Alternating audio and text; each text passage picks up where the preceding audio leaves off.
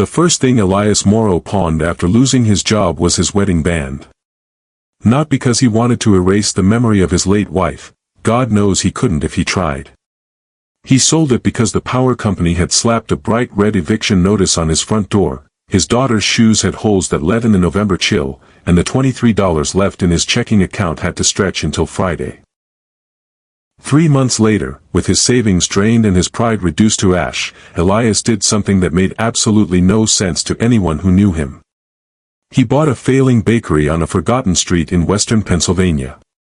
If you believe that broken people can still build something beautiful, please like, comment, share, and subscribe to this channel.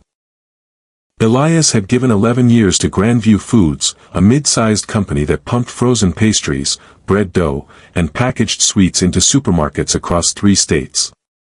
He'd started in warehouse scheduling, that grimy, thankless work of making sure pallets arrived before trucks left, and clawed his way into operations.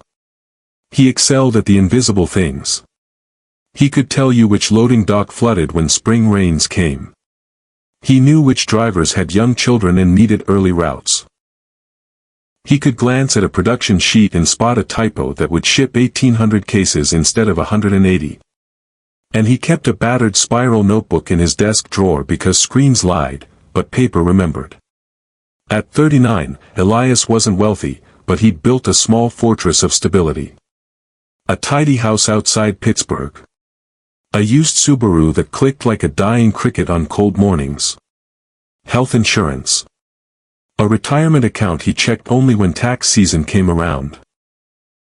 His 9-year-old daughter, Mira, complained that he packed the same turkey sandwich for school 3 days running, but she also knew he never missed her Thursday swimming lessons, even when work ran late. Stability mattered to Elias because 6 years earlier, his wife Nora had slipped away after a swift, brutal illness. Since then, he'd learned to measure life in small rituals, coffee at 5:40 a.m., the hunt for Myra's missing socks, grocery shopping on Sundays, the small lamp left burning in the hallway because his daughter still couldn't bear waking in complete darkness. Then Grandview Foods hired a new CEO. Her name was Valerie Crane. She was 34, razor-sharp, allergic to long meetings, and infamous for resuscitating a failing food distributor in Ohio. She arrived wearing severe dark suits and carrying no assistant, just a narrow gray notebook and an unsettling intensity. During her first month, she showed up at warehouses before dawn, asked workers pointed questions, and scribbled everything down in that gray book. Elias respected her at first. She seemed like someone who wanted to understand. But Grandview was drowning in debt. 2 major supermarket contracts had evaporated.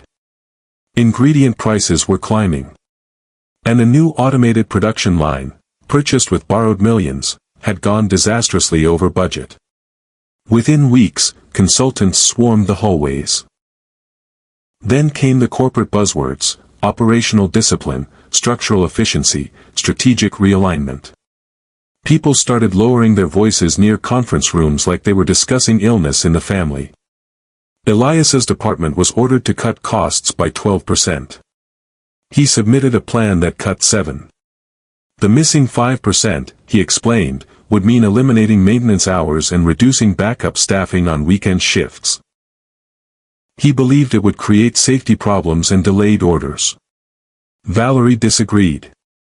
Their final meeting lasted 19 minutes. Elias remembered the rain streaking the windows and a coffee stain blooming on the printed spreadsheet between them. He remembered being bone-tired because Mira had been awake half the night with a fever, her small body burning against his as he'd held her. But mostly, he remembered Valerie looking at him with an expression that wasn't cruel, just closed. Calculated. "You're protecting a system we can't afford anymore," she said. Elias answered more sharply than he should have. "And you're cutting things you haven't taken the time to understand." That sentence ended his career at Grandview. Officially, his position was eliminated in a restructuring. Unofficially, Elias knew he'd made himself easy to remove. He was escorted out that afternoon with a cardboard box containing 2 chipped coffee mugs, his spiral notebook, a framed photograph of Mira, and a desk plant that withered before the month was out. At first, he believed he'd find another job quickly. He didn't. His experience was too specialized for some positions and too expensive for others. One company dragged him through 4 interviews before sending a 2-line rejection email. Another offered him a position 90 miles away on rotating night shifts. He considered it until he calculated fuel costs, child care, and the number of evenings Mira would spend with strangers. The severance money vanished faster than water through his fingers. The mortgage had always been difficult because Nora's medical bills had devoured their savings years earlier.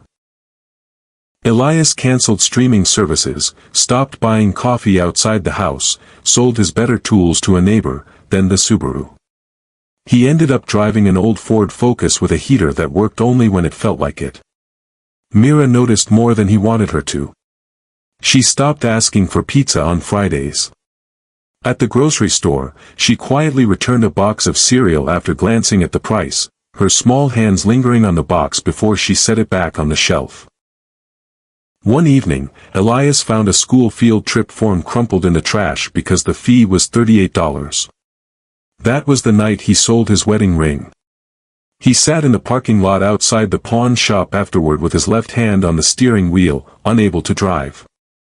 The pale strip of skin around his finger bothered him so much that he kept rubbing it with his thumb, as if he could erase the emptiness.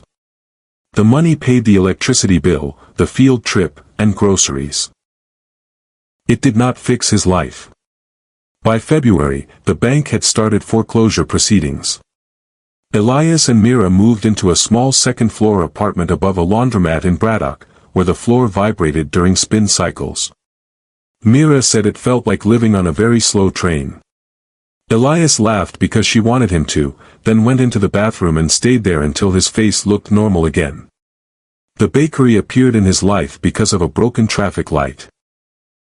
One bitter morning, Elias took a different route to a job interview, a detour that led him past a narrow brick building with a handwritten sign taped to its grimy window, "Business for Sale." The faded lettering above the door read Whisperwind Bakery. Half the lights were off. A metal chair propped the door open despite the cold, as if the building itself was too tired to resist the weather.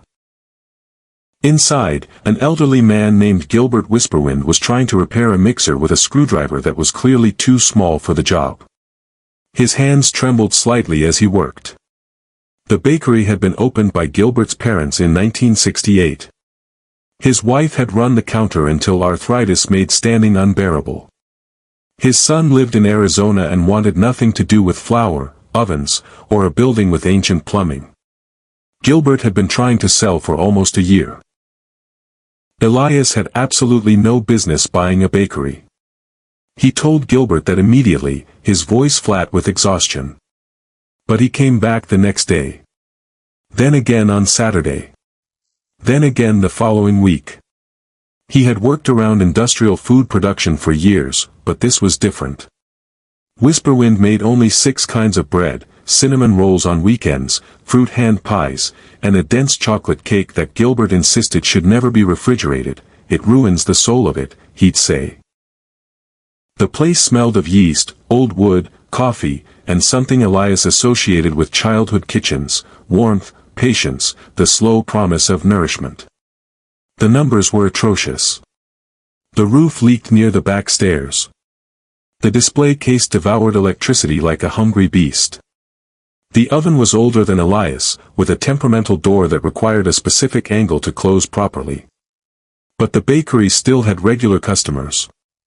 A bus driver came at 6:15 every morning for rye toast. 2 nurses from the clinic shared a cinnamon roll after night shifts.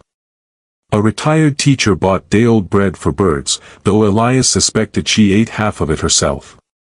Gilbert offered a deal no bank would have touched: a small down payment from what remained of Elias's retirement account, then monthly payments directly to him for 5 years. The apartment above the bakery was empty and needed repairs, but it came with the building. Elias stared at the contract for 3 days. Then he signed it. The first year was ugly. He burned 84 dinner rolls during his second week because he answered a phone call from Myra's school and forgot the timer. He underestimated flour costs. A pipe burst in March, flooding the back room with brown water. His first attempt at sourdough was so hard that Mira tapped it against the counter and asked, deadpan, if they could use it as a doorstop. He woke at 3:45 every morning. Mira did homework at a small table behind the counter, her feet swinging in the cold air. Elias learned to braid her hair badly, lopsided, uneven, but she never complained. He watched baking videos after midnight and wrote notes in the same spiral notebook he'd carried out of Grandview Foods. He kept Gilbert's recipes mostly unchanged, but slowly adjusted the business. He added online pre-orders. He started supplying sandwich rolls to a neighborhood cafe. He stopped making items that looked pretty but never sold, those fussy, Instagram-ready pastries that were more art than food. Most importantly, he listened. When an older customer said the bread loaves were too large for people living alone, Elias introduced half loaves. When a construction crew began working nearby, he opened 30 minutes earlier to catch them before their shifts. When a local shelter asked whether he could donate leftovers, he said yes. Then learned how to plan production better so the donation didn't become an excuse for waste. By the second year, Whisperwind was no longer dying. It wasn't a gold mine either. Elias still worried about taxes. The freezer made a worrying noise every few weeks, a grinding sound that made his stomach drop. He sometimes moved money from his personal account to cover payroll. But he hired 2 part-time workers, repaired the front windows, and finally replaced the handwritten sign with a simple painted one, Whisperwind Bakery in clean white letters. Mira, now 11, became unofficial quality control. She rejected anything too fancy for normal people. "Dad, no one wants lavender-infused whatever," she'd say, and Elias would laugh and cross the item off his list. Then, on a rainy Tuesday in October, Valerie Crane walked through the bakery door. Elias was shaping dough behind the front counter. Flour dusted one sleeve of his navy shirt. Mira sat nearby doing math homework and eating the edge of a broken cookie, her official tasting station. The bell above the door rang. Elias looked up for a second. Then he froze. Neither of them moved. Valerie seemed different from the woman he remembered. Her hair was longer, softer around her face. There were tired shadows under her eyes.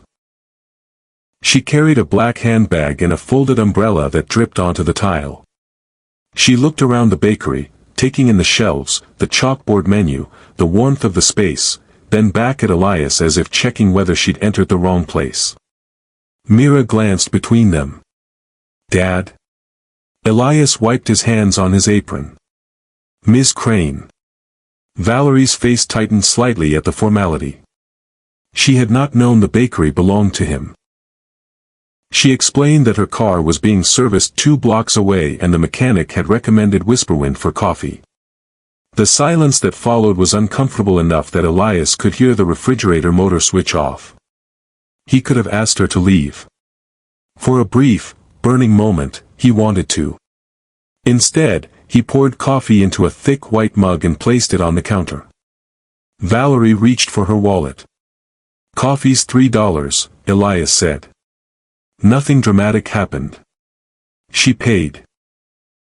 She sat at a small table near the window and stayed for 20 minutes. Elias tried not to watch her, but he noticed she barely touched the coffee. She kept looking at the shelves, the customers, the handwritten pickup orders clipped near the register. She seemed to be studying the place, trying to understand something. When she finally left, she gave him a small nod. The next week, she returned. This time she ordered coffee and a half loaf of oat bread. Then she came again. Elias found the visits irritating. He suspected she wanted something, an apology, perhaps, or a story she could tell herself about how the employee she'd fired had landed on his feet, making her decision easier to remember. He hated the idea of becoming a redemption arc in someone else's narrative. On her 4th visit, Elias finally asked, "Why do you keep coming here?" Valerie looked down at the paper bag in her hands. Her fingers tightened around the edges. The answer was not what he expected. Grandview Foods was closing one of its main plants. The automated production line had never worked as promised. It had been a nightmare of breakdowns and delays. The company had borrowed more money to fix it, lost another contract, and was now preparing to lay off more than 100 people. Valerie had spent 2 years trying to save the company and had failed in ways that didn't fit neatly into a press release. She told Elias that after firing him, she had later reviewed several internal reports. Maintenance failures had increased. Weekend shipping delays had become expensive. Some of the problems were exactly the ones he'd warned about. "I thought you were resisting change," she said quietly. "You were resisting bad cuts." Elias did not forgive her on the spot. He didn't say it was fine, because it hadn't been fine, it had been a slow-motion catastrophe. He told her about the house, the soul-crushing interviews, the field trip form in the trash. He did not mention the wedding ring because that still felt too private, a wound he wasn't ready to expose. His voice stayed controlled, flat, but Valerie listened without interrupting. When he finished, she said she was sorry. Just that. No speech. No excuses. Elias nodded and went back to work. For several weeks, they barely spoke beyond normal customer conversation. "Another coffee?" "That'll be $3. Have a good day." But Valerie kept coming. Slowly, Elias learned that she had resigned from Grandview before the plant closure was announced. She had refused a retention bonus and was quietly helping displaced employees connect with other manufacturers. She wasn't suddenly poor. She wasn't secretly buying the bakery. She was simply a woman whose career had moved faster than her judgment and who had started to understand the cost of decisions made from spreadsheets, without regard for the people those decisions crushed. One afternoon, she asked Elias whether he needed help finding wholesale customers. His first answer was no. Hard, immediate, the reflex of a man who had been burned. 2 days later, the bakery freezer failed. The repair estimate was $4,600. Elias sat alone at the counter after closing, staring at the number. He had enough money for payroll or the repair deposit, but not both. Mira was upstairs asleep, her soft breathing barely audible through the floorboards. Rain pressed softly against the front windows. The next morning, Elias called Valerie. He did not ask for money. He asked whether she knew any restaurants looking for a local bread supplier. Valerie made 3 introductions. Only one worked. A small group of neighborhood cafes, not a giant contract. Their owner, Priya Sharma, tested Whisperwind's rolls for a month before agreeing to a regular order. The contract gave Elias enough predictable income to finance a replacement freezer and keep his 2 workers. Months later, Elias learned Valerie had not pressured Priya or exaggerated his bakery. She had simply said, "His bread is good, and he shows up." That mattered to him more than he wanted to admit. The relationship between Elias and Valerie never became simple. Some wounds don't disappear because the person who caused them becomes kinder. There were days when Elias saw her at the window table and remembered carrying that cardboard box through Grandview's lobby, the humiliation burning in his chest. There were also days when she helped Mira with algebra while waiting for coffee, her voice patient and calm, or stayed 10 minutes after closing to stack chairs because one of Elias's workers had gone home sick. People are inconvenient that way. They can hurt you and regret it. They can be wrong without being monsters. They can apologize, and you can accept the apology slowly, a word at a time, a meal at a time, a shared silence at a time. 3 years after Elias bought Whisperwind Bakery, Gilbert came in on a Saturday morning and found every table occupied. A line stretched almost to the door, customers chatting and laughing, the smell of fresh bread filling the air. The old man stood near the bread shelves with his hands in his coat pockets, pretending not to be pleased, but his eyes gave him away. Elias still wasn't rich. He still woke before 4. The roof still leaked during a terrible spring, and Mira still complained about his terrible braids, even though she was old enough to do her own hair now. But the bakery employed 5 people. The upstairs apartment had been fully repaired. Elias had even started putting a little money back into retirement, tentatively, like a man testing ice. One evening, while cleaning the flour from beneath the work tables, Mira asked him whether he was glad he got fired. Elias stopped sweeping. The question hung in the air like dust motes in late afternoon light. He thought about the house they had lost, his wedding ring in a pawn shop window, the months of fear, the humiliation of asking his sister for grocery money. He thought about Gilbert, the broken mixer, the first burnt rolls, and the rainy afternoon when Valerie had walked back into his life. "No," he said finally. "But I'm glad losing the job wasn't the end of me." That was the closest answer he had. A few weeks later, Valerie came into the bakery just before closing. She had accepted a job advising a family-owned food company in another city, this time in a role with less power, and as she put it, more listening. She placed an envelope on the counter. Inside was nothing expensive. It was Elias's old spiral notebook, the one he'd left behind during his final meeting at Grandview. Somehow it had ended up in a storage cabinet, forgotten for years. Valerie had found it while clearing her office, buried beneath folders and old reports. The pages were filled with route notes, maintenance warnings, employee schedules, and small reminders in Elias's cramped handwriting. At the bottom of one page, written years earlier, was a note to himself, "Mira, swim lesson Thursday. Don't be late again." Elias laughed when he saw it, a surprised sound that caught in his throat. For a moment, he simply held the notebook, feeling the weight of its worn cover, the edges softened by years of use. Valerie stood on the other side of the counter, waiting. "Thank you," he said. It was the first time he'd thanked her for anything. After Valerie left, Elias turned off the front lights and checked the ovens twice, as he always did. Upstairs, Mira was playing music too loudly while finishing homework. The bakery smelled faintly of tomorrow's bread, that slow promise of morning. Elias placed the old notebook in a drawer beside his newer one, the one he'd started after buying the bakery. He had once believed a life could be ruined in a single afternoon, and for a while, he certainly had felt that way. But rebuilding had taught him something quieter. A second chance rarely arrives looking like rescue. Sometimes it looks like an old building with bad plumbing. Sometimes it is a difficult apology. Sometimes it is 3 phone calls made by someone trying imperfectly to repair a small part of the harm they caused. And sometimes kindness is not forgetting what happened. It is choosing what to do with what remains. If this story touched your heart, please leave a like and share it with someone who still believes kindness matters. Comment below, kindness still exists if you believe even one good act can change someone's life.